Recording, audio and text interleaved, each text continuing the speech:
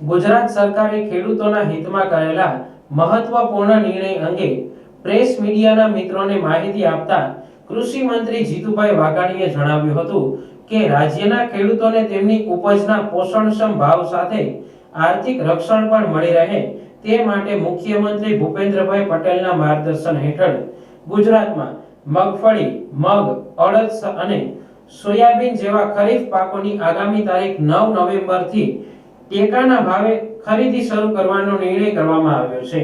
મંત્રીશ્રીએ આ સંદર્ભે જણાવ્યું હતું કે દેશના ખેડૂતોને આર્થિક નુકસાનથી બચાવવા વડાપ્રધાન નરેન્દ્રભાઈ મોદીના માર્ગદર્શન હેઠળ ટેકાના ભાવમાં ચાલુ વર્ષે નોંધપાત્ર વધારો કરવાનો નિર્ણય કરવામાં આવ્યો છે। ગત વર્ષની સરખામણીએ ચાલુ વર્ષે મગફળીના ભાવમાં પ્રતિ ક્વિન્ટલ દીઠ ₹480, અડદના ભાવમાં ₹400 અને સોયાબીનના ભાવમાં પ્રતિ ક્વિન્ટલ ₹436 નો ભાવ વધારો કરવામાં આવ્યો છે। ભાવ વધારા સાથેનો પોષણક્ષમ ભાવ મળતા ખેડૂતોને તેનો મહત્તમ લાભ મળશે। કૃષિ મંત્રીએ કહ્યું હતું કે રાજ્યમાં પ્રધાનમંત્રી અન્નદાતા આય સંરક્ષણ અભિયાન અંતર્ગત ચાલુ સિઝનમાં રાજ્યના ખેડૂતો પાસેથી આશરે 15,000 કરોડથી વધુના મૂલ્યની મગફળી, સોયાબીન, અડદ અને મગની ખરીદી કરવાનું આયોજન કરવામાં આવ્યું છે, જેથી રાજ્યના ખેડૂતોએ ઓછા બજાર ભાવમાં પોતાની જણસ વેચવી નહીં પડે। રાજ્યમાં ચાલુ વર્ષે મગફળીના મબલક ઉત્પાદનને ધ્યાને રાખીને પ્રતિ ખેડૂત 125 મણ મગફળી ખરીદવાનો ઉદારતમ નિર્ણય કરવામાં આવ્યો છે।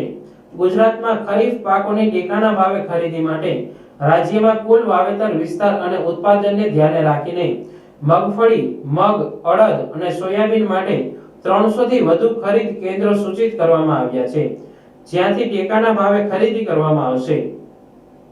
જરૂરિયાત જણાય તો કેન્દ્રોની સંખ્યા હજુ પણ વધારવામાં આવશે તેમ મંત્રીશ્રીએ ઉમેર્યું હતું। ભારત સરકાર દ્વારા ખરીફ પાકોનું વાવેતર થાય તે અગાઉ જ ટેકાના ભાવ જાહેર કરવામાં આવ્યા હતા, જે અનુસાર મગફળીનો ટેકાનો ભાવ ₹7,263 પ્રતિ ક્વિન્ટલ, મગનો ટેકાનો ભાવ ₹8,768 પ્રતિ ક્વિન્ટલ, અડદનો ટેકાનો ભાવ ₹7,800 પ્રતિ ક્વિન્ટલ અને સોયાબીનનો ટેકાનો ભાવ ₹5,328 પ્રતિ ક્વિન્ટલ ટેકાનો ભાવ જાહેર કરવામાં આવ્યો હતો। ટેકાના ભાવની ખરીદી પણ માં વધારો કર્યો છે કે મગફળી હોય, અડદ હોય, મગ હોય કે સોયાબીન હોય, એ પ્રમાણેની ખરીદી એ રાજ્યની સરકારે નિર્ણય કર્યો છે। ત્યારે લગભગ ધારાધોરણ પ્રમાણે જે પ્રમાણે દર વખતે ખરીદ કેન્દ્રો દ્વારા ખરીદ થાય છે એ મુજબ ખેડૂતોને આવવાનું રહેશે। જ્યાં જરૂર પડે ત્યાં સબ સેન્ટરો પણ ખોલવામાં આવશે। સપ્રમાણ ધારાસર જે ગાઈડલાઈન છે એ ગાઈડલાઈન પ્રમાણે આ ખરીદી થવાની છે।